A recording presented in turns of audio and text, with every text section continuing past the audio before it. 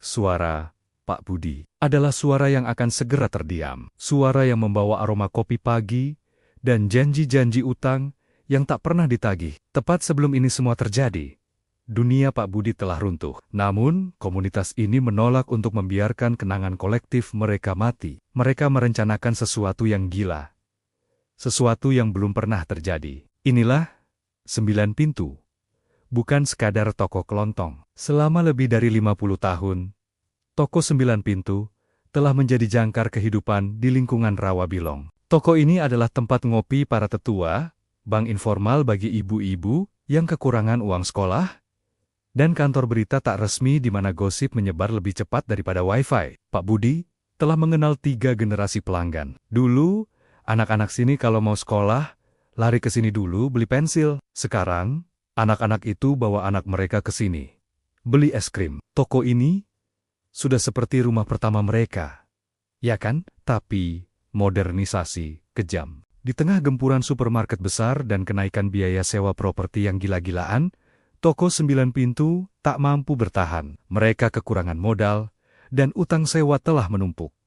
Pukulan terakhir datang 2 minggu lalu. Pak Budi harus menjual asetnya, menutup toko. Mereka akan mengadakan obral terakhir, sekadar menutupi sebagian kecil utang yang ada. Saya dengar kabar itu, rasanya seperti ditinggal orang tua. Di mana lagi saya bisa utang kalau lupa bawa dompet? Di mana lagi kita bisa duduk sebentar, minum teh gratis, sambil cerita nasib? Lingkungan itu terdiam. Bukan hanya kehilangan toko, mereka kehilangan jantung komunitas mereka. Tapi di balik kesedihan itu, sebuah percikan api sedang dinyalakan. Setelah berita penutupan, suasana duka menyelimuti. Keputusan sudah dibuat.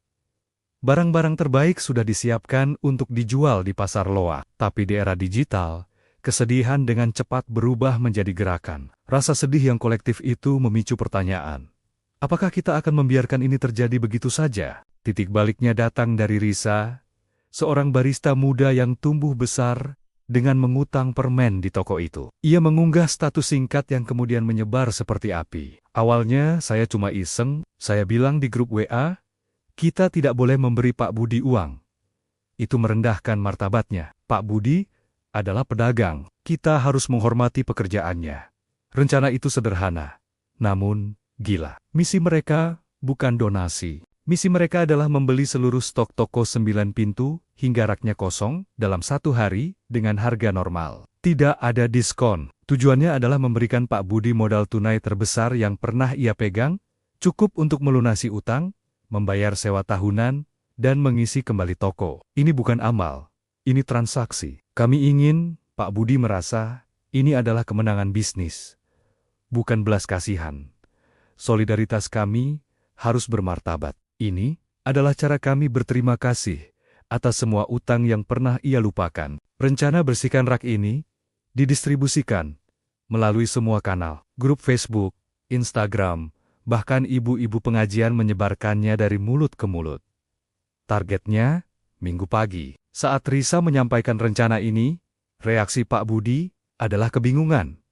Bagaimana mungkin puluhan tahun bisnisnya akan habis dalam 1 hari? Saya bilang ke Bapak, di hari tua kita ini, kita akan melihat mukjizat, Pak. Awalnya kami ragu. Kami cuma menyiapkan 1 mesin kasir, takutnya tidak ada yang datang. Mereka yang sudah tua itu tiba-tiba harus bersiap untuk pertempuran terbesar dalam sejarah toko mereka. Ini bukan penjualan. Ini adalah sebuah festival kebersamaan yang mendadak. Minggu pagi. Minggu pagi, hari yang akan mengubah nasib toko 9 Pintu selamanya. Matahari belum sepenuhnya terbit, tapi jalanan Rawabilong sudah macet total. Ini bukan antrian sembako, ini adalah antrian solidaritas. Ratusan orang berkumpul, membawa semangat yang sama. 9 Pintu harus hidup. Ini bukan lagi transaksi jual-beli biasa. Ini adalah festival. Masing-masing orang punya misi. Saya beli ini semua. Saya tidak butuh sikat gigi sebanyak ini. Tapi kata Risa, stok sikat gigi harus habis duluan. Saya beli semua sabun deterjen terbesar. Ya, mungkin saya bisa cuci baju setahun ke depan. Mereka membeli apa saja. Bumbu dapur, makanan kaleng yang sudah lama teronggok, bahkan sapu lidi yang sudah usang. Tujuan mereka bukan mendapatkan barang, tapi mengeluarkan uang. Saya baru pindah ke sini 3 tahun, tapi Pak Budi sudah seperti ayah saya. Tahun lalu, saat saya sakit dan tidak bisa bekerja, beliau yang dayam-dayam menaruh makanan di depan pintu. Saya beli 15 kaleng sarden. Saya benci sarden, tapi saya akan makan sarden demi Pak Budi. Kekuatan dari aksi ini terletak pada transaksi kecil yang tak terhitung jumlahnya. Setiap satu bungkus mie instan yang terbeli adalah satu langkah menuju kebebasan finansial Pak Budi. Para relawan mengatur lalu lintas, mengarahkan pembeli, dan mengisi ulang rak. Walau hanya sebentar, karena langsung habis lagi. Energi solidaritas ini menular, melintasi batas suku dan usia. Saya belum pernah melihat uang sebanyak ini di toko ini. Pak Budi sampai salah menghitung kembalian karena terlalu terharu. Kami harus meminta dia istirahat sebentar, tapi dia menolak. Dia bilang, saya harus melayani tamu saya. Setiap orang yang berbelanja punya cerita tentang memori mereka di toko ini, tentang bagaimana Pak Budi pernah membantu mereka di saat terdesak. Toko ini bukan hanya menjual kebutuhan, tapi menjual jasa tak terlihat kepercayaan dan kemanusiaan. Saya ingat, 30 tahun lalu, saya kehabisan bensin tengah malam. Pak Budi membuka tokonya hanya untuk menjual bensin eceran. Dia tidak pernah menganggap kami pelanggan. Dia menganggap kami keluarga. Waktu terus berjalan, dan tak terduga. Dalam waktu kurang dari 7 jam, target mulai tercapai. Barang-barang yang selama ini menumpuk, lenyap, rak bagian makanan kaleng, kosong. Rak deterjen, bersih melompong.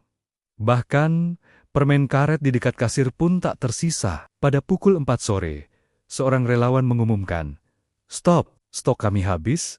Suara tepuk tangan membahana di jalanan. Pak Budi hanya bisa terdiam.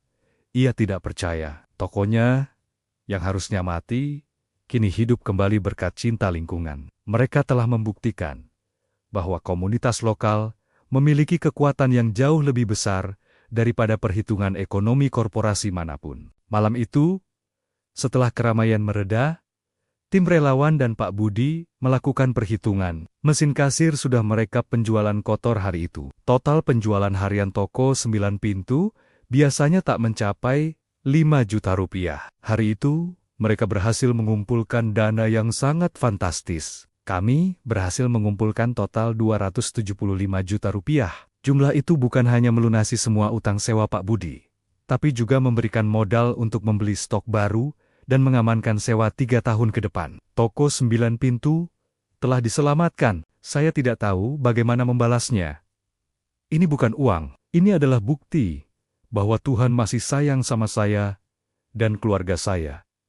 Lewat tetangga-tetangga saya, saya berterima kasih sampai mati. Kemenangan ini lebih dari sekadar finansial. Ini adalah penyuntikan moral.